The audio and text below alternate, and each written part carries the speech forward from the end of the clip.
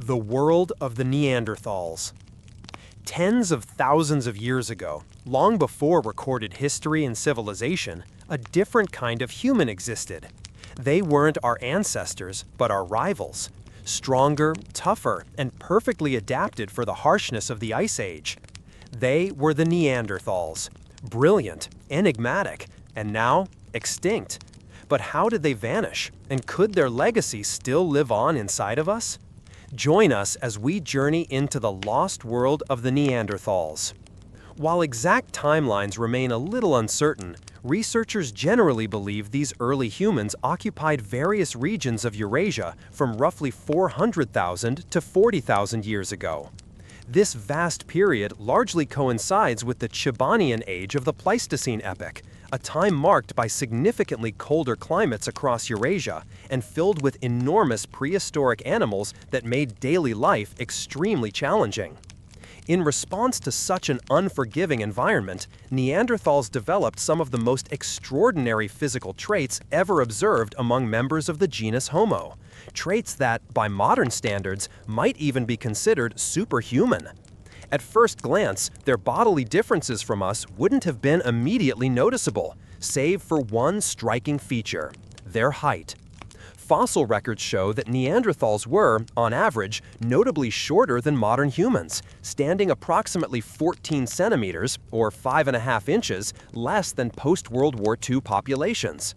The tallest Neanderthal ever discovered, known as Ahmoud 1, is estimated to have stood at 178 centimeters, or about 5 feet 10 inches, a figure that seems relatively common today. However, compared to human populations in Europe some 20,000 years ago, Neanderthals were actually just as tall, if not a little bit taller. In essence, our understanding of their maximum height remains somewhat ambiguous. What really set them apart, however, is that despite being shorter, Neanderthals were significantly stockier. Males are believed to have averaged a weight of up to 83 kilograms, or 183 pounds, while females typically weighed around 66 kilograms, or 146 pounds, figures that put them roughly 20% heavier than Homo sapiens. This seemingly contradictory information stems from the fact that Neanderthals possessed incredibly dense and compact skeletons, far tougher than our own, with almost every bone being substantially thicker and sometimes even twice as heavy. Neanderthals exhibited remarkably robust physical features, particularly in areas like their shoulders, femurs, chests, triceps, arms, and kneecaps, all of which were exceptionally thick and muscular. These characteristics suggest they were incredibly strong and powerful, a trait widely accepted by researchers who agree that Neanderthals were far more physically capable than modern humans. This strength was likely an adaptation to their unique hunting strategies, which involved using large spears to take down medium to large prey, including various species of rhinoceroses, horses, elephants, and woolly mammoths. These creatures, similar in size to today's African bush elephants, had thick coats of hair that made them particularly difficult to hunt. Speaking of African bush elephants, much like their woolly relatives, they are now endangered, and their numbers have drastically declined, with 50% of the global population gone in just 3 generations.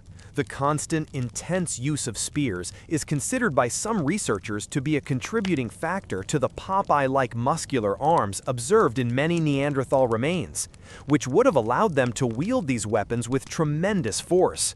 Furthermore, the well-developed musculature of their arms and their overall physique could be an indication of high levels of certain hormones. One study suggests that Neanderthals possessed an abundance of hormones that not only boosted muscle growth, but also allowed them to perform extraordinary feats of strength. For example, it's believed they could carry up to 50 pounds, 27 kilograms, of meat over distances of up to 30 miles, 48 kilometers, equivalent to walking 138 laps around a football field. The larger chests, shoulders, and triceps of Neanderthals suggest they would have excelled at strength-based activities like wrestling and powerlifting if they still existed today. It's hypothesized that male Neanderthals could have bench-pressed up to 500 pounds, 200 kilograms, without any specific training, while females might have been able to lift 350 pounds, 160 kilograms. To put this into perspective, lifting 2/3 of those amounts would already be considered elite by modern human standards. Inner workings and capabilities. Their short, stocky build contributed significantly to this strength, but it wasn't just raw power that came with their physique. This ruggedness also gave them an impressive level of durability, crucial for surviving the hard and often violent lives they led. A study of Neanderthal skeletons revealed that between 79% and 94% showed evidence of serious injuries that had healed over time. These injuries ranged from impact trauma to traumatic amputations. A particularly shocking case involved an elderly Neanderthal who had lost his right arm in his youth, sustained damage to his left collarbone, endured severe facial wounds that left him blind in one eye, and had received so much repeated damage to his ears that his auditory canals completely closed over with bone growth, rendering him completely deaf. The frequent injuries observed in Neanderthal remains are believed to be the result of a combination of their aggressive close-quarters hunting methods, interpersonal violence, and encounters with dangerous animals. Shockingly, almost 74% of Neanderthals, according to one study, showed signs of having survived violent animal attacks, with 21% of these attacks involving big cats, 17% with wolves, and 36% with bears. What's even more surprising is that these animal encounters weren't typically attempts at predation. Instead, they appear to have been instances where the animals were defending themselves against Neanderthal aggression. Adding to their resilience, Neanderthal skin was also adapted to their harsh environment. Genetic studies have found that they had thicker skin, nails, and hair, which likely helped them withstand physical damage and extreme cold conditions. Additionally, their large joints were another adaptation that allowed them to perform strenuous activities like lifting heavy loads or engaging in intense physical combat, tasks that would have been extremely difficult, if not impossible, for Homo sapiens. Neanderthal hands were not larger, but they were markedly different from ours. Their fingertips were wider, and their thumbs were set at a wider angle, which likely influenced their grip. Some researchers believe this hand structure may have reduced their ability to perform fine motor skills, but this was probably offset by their ability to grip and hold objects with immense force. Neanderthals were undoubtedly impressive, not just in their outer appearance, but in their internal structure as well, with one of their most striking features being their broad, barrel-shaped chests. These large chests housed a wider rib cage and larger lungs, which allowed them to take in more air. Studies have shown that on average, Neanderthals had a 20% greater lung capacity than modern humans. However, this figure varies, and some exceptional Neanderthals had even higher lung capacities, such as Kabara, a male whose lungs could likely hold 9 liters of air, 40% more than the typical modern human. To put this into perspective, until recently, the largest lung capacity ever recorded in an athlete was only 8.5 liters. Neanderthal noses also supported their ability to take in large quantities of air. Their long, wide nasal passages helped them move air more efficiently, potentially making them 100% more effective at inhaling air than any modern human. This need for fast breathing, coupled with their impressive lung capacity, is thought to have been an adaptation that helped Neanderthals survive in cold climates. Animals living in cold environments typically evolve faster metabolisms to cope with the increased heat loss they experience, and Neanderthals were no exception. Their heightened energy needs reflect this, as a Neanderthal is thought to have required between 4,500 and 6,700 calories per day. This means that if Neanderthals had survived, food products would likely need 2 distinct nutritional labels, one for Homo sapiens and one for Neanderthals. Their voluminous noses would have also played a part in cold adaptation, as the larger nasal cavity would have helped warm and humidify the cold, dry air they were breathing. Although their respiratory system was built for efficiency, one might assume that Neanderthals were exceptional long-distance runners, capable of chasing down prey over prolonged treks, as modern humans do. However, this was not the case. Neanderthals were actually poor endurance runners and were better adapted for short bursts of speed. Several biological traits suggest this, such as the length and breadth of their toes, which allowed them to generate more power and achieve quicker starts by maintaining ground contact for a longer time. Their relatively short leg bones further supported this ability, as modern endurance athletes typically have longer legs for greater strides. Neanderthals' Achilles tendons were also not designed for long-distance running. They were long and narrow, making them less capable of storing the energy needed for prolonged runs. In contrast, modern endurance athletes tend to have short, stiff, and wide Achilles tendons, which are more efficient at storing and releasing energy during long-duration activities. While Neanderthals' lower limbs were clearly designed for speed over endurance, the true evidence of their power and agility lies in something less visible: their muscle fibers. Humans, as you may know, possess different types of muscle fibers, each specializing in different levels of power and endurance. Fast-twitch fibers are used for quick bursts of energy, while slow-twitch fibers support activities that require endurance. Neanderthals, like modern humans, had a mix of both fiber types, but possessed a significantly higher concentration of fast-twitch fibers, a likely adaptation to their hunting methods, which required short, explosive bursts of speed to close the distance with their prey.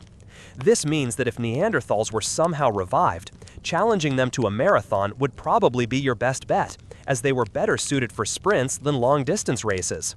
All of this raw power and speed was complemented by a surprisingly large brain. Male Neanderthal skulls averaged 1,640 centimeters cubed, while females hovered around 1,460 centimeters, making their brains roughly 30% larger than those of modern humans. While brain size alone doesn't equate to intelligence, the sheer size of Neanderthal brains suggests they were far more intellectually capable than initially thought. It's now widely accepted that Neanderthals could perform a variety of complex tasks, including planning hunts, making tools, creating art, caring for the sick, and communicating. However, despite their large brains, researchers don't believe that Neanderthals were necessarily more intelligent than modern humans. Their brains were structured differently, with a more circular shape that was adapted to the needs of their larger bodies. Neanderthal brains dedicated larger portions to certain sensory functions, particularly to smell and sight, as their occipital lobes were unusually large. It's thought that their large eyes may have been one of the reasons for their brain size, as Neanderthals had notably bigger eyes than those of modern humans. While no intact Neanderthal eyes have been found, the size and shape of their eye sockets suggest their eyes were about 15% larger than ours. This would have improved their vision, especially in low light, providing them with sharper sight and better night vision. Combined with their large brains and noses, it's likely that the large-sized Neanderthal heads and skulls required thick and strong necks to support them.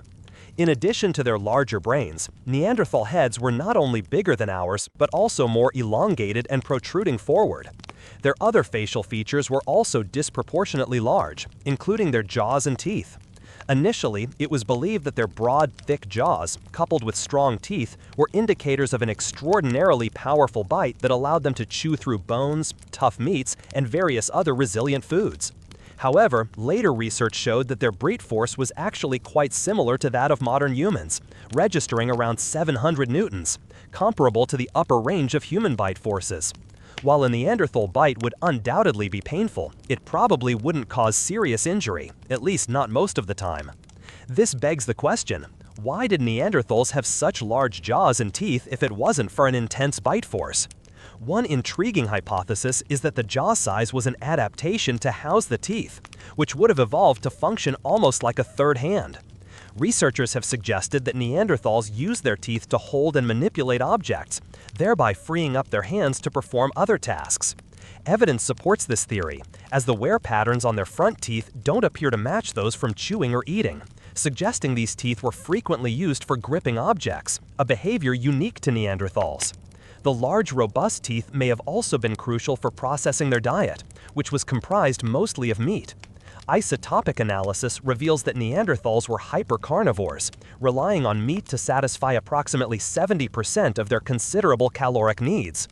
At this point, you might be asking yourself, what impact does Neanderthal DNA have on modern humans? Especially if you have some Neanderthal ancestry. Does that mean increased strength or a heightened craving for meat? The answer, according to current studies, is that Neanderthal DNA generally has subtle effects on traits like athletic performance and physical appearance. However, there is a growing body of research that suggests their genetic contribution may have had more significant impacts on our internal biology than previously thought. Despite these findings, there's considerable debate on the extent of Neanderthal DNA's influence, with contradictory studies offering different conclusions. However, what is universally accepted is that Neanderthals were remarkable in many ways, showcasing a combination of physical strength, intelligence, and adaptability that set them apart within the human evolutionary line. Thanks for watching, and we'll see you next time on Prehistory World.